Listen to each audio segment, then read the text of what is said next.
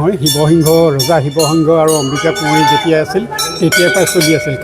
কাৰণটো হৈছে কি, সেই সময়ত ৰজাই মানে নাগেৰা বজাবৰ কাৰণে এজন খুব ভাল মানুহ বিচাৰিছিল। যিহেতু ৰজাই যেতিয়া ৰাজদৰবাৰৰ পৰা তলাতল ঘৰৰ পৰা যেতিয়া ইয়ালৈ পূজা দিবলৈ আহে, নেগেৰা বজোৱাটো একদম উত্তম হ'ব লাগিব। আৰু সেই সময়ত বিচাৰি পাইছিল এজন গৰীয়াক, আৰু সেই গৰীয়াজনৰ নামটো হৈছে কি কেৰকন গৰীয়া।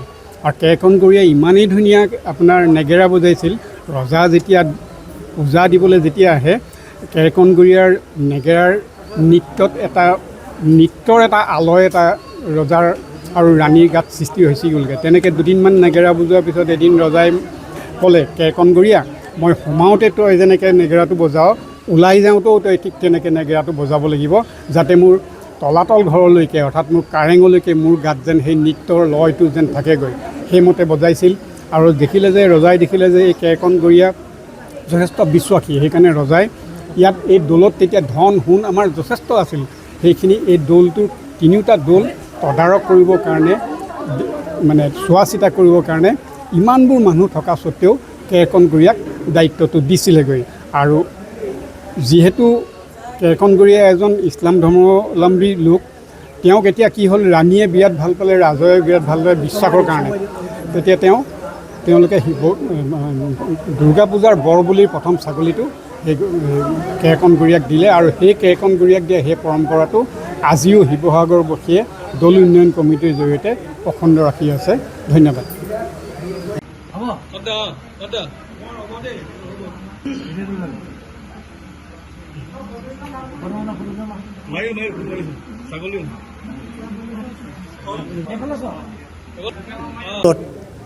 দুৰ্গা পূজাৰ আজি মহাষ্টমী, আৰু এই মহাষ্টমীত আজি আমি উপস্থিত হ'বলৈ পাই তাত মধুৰ এটা আনন্দ উপভোগ কৰিছোঁ। কাৰণ এই শিৱদৌলত আজি শিৱসিংহৰ দিনতে স্থাপিত হোৱা শিৱদৌল, দেৱীদৌল, বিষ্ণুদৌল, এই তিনিটা দৌলেই অসমৰ যি হিন্দু সনাতন ধৰ্ম, এই সনাতন ধৰ্মত এই তিনিটা কাল্ট আছে। এই তিনিটা কাল্টৰ ভিতৰতেই আজি হিন্দুসকলে শৈৱ, শিৱ আৰু মানে শক্তি, এই তিনিটাকে উপাসনা কৰে। কিন্তু কথা হৈছে কি, আমাৰ এই অনুষ্ঠানটোত আজি ধৰি লওক, আমি শিৱসাগৰত যে আজি দেৱীদৌলত যি দুৰ্গা পূজা হৈছে, এই দুৰ্গা পূজাত আজি হিন্দু মুছলিম সকলোৱে ইয়াত সমবেত হ'বৰ কাৰণে এটা সুবিধা। আৰু আমাৰ বুৰঞ্জী প্ৰসিদ্ধ এই শিৱসাগৰৰ যি পুখুৰী পাৰত এই দেৱীদৌল, তাত ধৰি লওক আপোনাৰ আজি দৌলা, তেওঁলোক ইছলাম ধৰ্মীয়, তেওঁলোকৰ কাৰণেও ইয়াত প্ৰসাদৰ বাট মুকলি হৈ আছে। আৰু বৰপাত্ৰ গোহাঁই পৰিয়ালো মুকলি হৈ আছে। আজি বৰপাত্ৰ গোহাঁই, কনচেং বৰপাত্ৰ গোহাঁই পৰিয়ালৰ মই 19 নম্বৰ ব্যক্তি। গতিকে আমিও এই যে আমি সকলোৱে মিলি, আৰু হিন্দু, মুছলমান, খ্ৰীষ্টিয়ান, জৈন সকলোৱে আমি ইয়াত যাতে একত্ৰিত হ'বৰ কাৰণে এই দিৱদৌলত যিটো আমাৰ ব্যৱস্থা, এই ব্যৱস্থাই যাতে আমাৰ সদৌ অসমেই নহয়, গোটেই ভাৰতবৰ্ষতে যাতে আমাৰ ধৰ্মীয় যিটো সহিষ্ণুতা, এইটোৰ প্ৰতি যাতে আমাক ৰাইজ সজাগ হয়, তাৰ কাৰণে কিন্তু মই আহ্বান জনাইছোঁ। ধৰ্মীয় সহিষ্ণুতা আটাইতকৈ ডাঙৰ কথা হ'ল মানুহৰ জীৱনত মানুহে মানৱতাবাদ। হিন্দু, খ্ৰীষ্টিয়ান, জৈন, ইছাই এইবিলাক আমি চিন্তা কৰি লাভ নাই।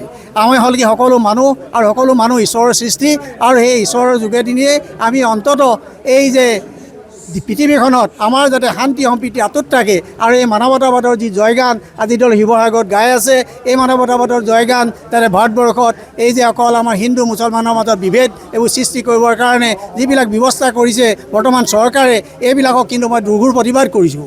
কাৰণ আমি সকলো জাতি এক, আৰু গোটেই ভাৰতীয়। আৰু ধৰি লওক migration problem is not a new one. প্ৰব্ৰজন আজি নতুন নহয়, প্ৰব্ৰজন হৈ আছে, আৰু প্ৰব্ৰজনৰ যোগেদি সম্প্ৰীতি হৈছে। আৰু য'ত প্ৰব্ৰজন নাই তাত প্ৰগতিও নাই। গতিকে প্ৰব্ৰজনৰ মাজেদি আজি ইছলামৰ যিটো সভ্যতা, আজি ধৰি লওক আৰ্য সভ্যতা, দ্ৰাবিড় সভ্যতা, আজি ধৰি লওক সোণ, মোগল, পাঠান, টাই, মংগোলীয় বিভিন্ন জাতি জনগোষ্ঠী আছে, এই সকলোবিলাকৰ সংমিশ্ৰণতে এটা অসমৰ ভাৰতবৰ্ষত এটা সংস্কৃতি গঢ় লৈ উঠিছে। সমন্বয়ৰ মাজেদি সংস্কৃতি গঢ় লৈ উঠে, আৰু এই সংস্কৃতি আমি সকলোৱে গ্ৰহণ কৰাটো উচিত। আৰু তাৰ যোগেদি আমাৰ মাজত এই যিটো জাতীয় চেতনা, আমাৰ যিটো জাতীয়তাবোধ, তেতিয়া গঢ় লৈ উঠিব। আমি ভাগ হৈ থাকিলে নহ'ব, আমি সকলোৱে অসমীয়া হ'বৰ কাৰণে চেষ্টা কৰিব লাগিব। কিন্তু মই এটা কথা দেখিছোঁ যে আজি অসমত অসমীয়া নাই। আজি অসমত আছে আহোম, কোচ, কলিতা, মুছলমান, খ্ৰীষ্টিয়ান, জৈন, এইটো বিভিন্ন আছেই। তাৰপিছতে মিচিং, তেওহাৰ, ৰাভা, বিভিন্ন জাতি জনগোষ্ঠী। অসমত অসমীয়া নোহোৱাটো এটা ডাঙৰ বিফলতা। আৰু অসমত যদি আমি অসমীয়াসকলে একগোট হৈ পিনি যদি আমি সংগ্ৰাম কৰিব নোৱাৰোঁ, তেতিয়াহ'লে আমি অসমৰ কোনো ভাষা সংস্কৃতি আমি জীয়াই ৰাখিব নোৱাৰিম। গতিকে আমি ঐক্যবদ্ধভাৱে সংগ্ৰাম কৰিব লাগিব। আমাৰ মাজত জাতীয় চেতনা আহিব লাগিব। অসমত মানুহে নিজকে অসমীয়া বুলি পৰিচয় দিব পাৰিব লাগিব, তেতিয়াই হ'ব। অন্যথা কিন্তু অসমত এই জাতিগঠনৰ যিটো প্ৰক্ৰিয়া, এইটো যদি আমাৰ ব্যাহত হয়, অসমৰ কোনো ধৰণৰ আমি অৰ্থনৈতিক, সাংস্কৃতিক বা সামাজিক আমি কোনো সভ্যতা সংস্কৃতি আমি জীয়াই ৰাখিব নোৱাৰোঁ। এইখিনিকে কৈছোঁ। সেইখিনি সময়ত জাতি, বৰ্ণ, ধৰ্ম নিৰ্বিশেষে সকলোকে লৈ বৰ অসম গঢ়িছিল আৰু ইয়াত কোনো ধৰণৰ জাতিভেদ প্ৰথা নাছিল আৰু এতিয়াও আমাৰ সেই জাতিভেদ প্ৰথা নাই। আৰু সেইকাৰণেই আমি ভাবোঁ যে আমাৰ এই পৰম্পৰা যিটো ৰক্ষা কৰিছে, এইটোৱে অন্ততঃ আমাৰ শিৱসাগৰৰ বৰ্ণ নিৰ্বিশেষে সকলোৱে সোমাব পাৰে। এইটোৱে এটা মহান নিদৰ্শন। গতিকে এই নিদৰ্শনটো আমি যাতে অতীতলৈ জীয়াই ৰাখিব পাৰোঁ, আমাৰ মাজত যাতে সম্প্ৰীতিটো থাকে, এই কথাটোকে মই হাতত ৰাখি, আৰু আমি জাতিৰ ক্ষেত্ৰত, ধৰ্মৰ ক্ষেত্ৰত আমাৰ কোনো নাই। কাৰণ জুবিন গাৰ্গেও এটা কথা কৈছিল, মই কোনো জাতি নামানো, তেওঁ কোনো ভগৱানো নামানে, তেওঁ কোনো ধৰ্মও নামানে। কাৰণ আজি সেই মহান যিজন ব্যক্তি, যিজনে নেকি ঐক্যৰ কথা কৈছিল, তেওঁ আজি আমাৰ মাজত নাই। গতিকে আমি তেখেতৰ প্ৰতি শ্ৰদ্ধা জনাইছোঁ আৰু আমি আজি সেইকাৰণে হয়তো দৌল কমিটিয়ে আজি অনানুষ্ঠানিকভাৱে এই প্ৰসাদ বিতৰণ অনুষ্ঠানটো পাতিছে।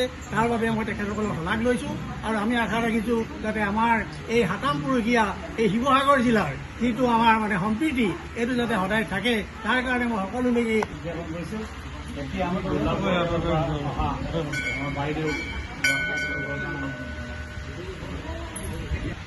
একেবাৰে সৰু আৰু বসতদৌলাৰ একদম সৰু আৰু আমাৰ সকলো নাইকিয়া হৈ গ'ল। সেইটো মই আছোঁ, আজি মই গুৱাহাটীৰ পৰা আহিছোঁ, সেইটো কাৰণে মোক এটা খবৰ দিলে।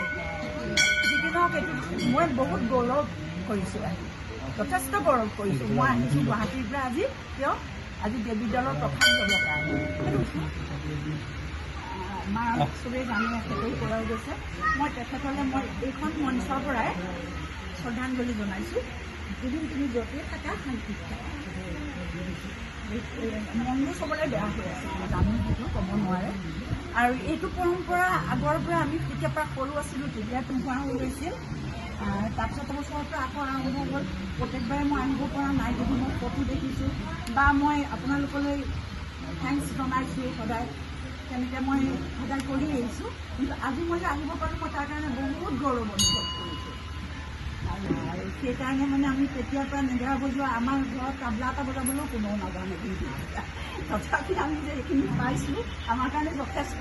আৰু শেষত কৈছোঁ যে এই পৰম্পৰা যাতে সদায় চলি থাকে, জলি যাতে কেতিয়াও ফুলুক নহয়, সদায় যেন এইটো হেৰি চলি থাকে।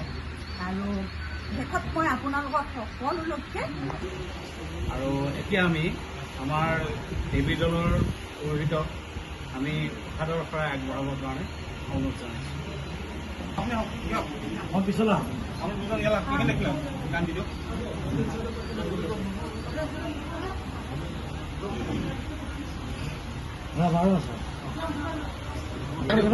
যিকোনো খবৰৰ বাবে যোগাযোগ কৰক 7099017330 লগতে 7099017110 নম্বৰত।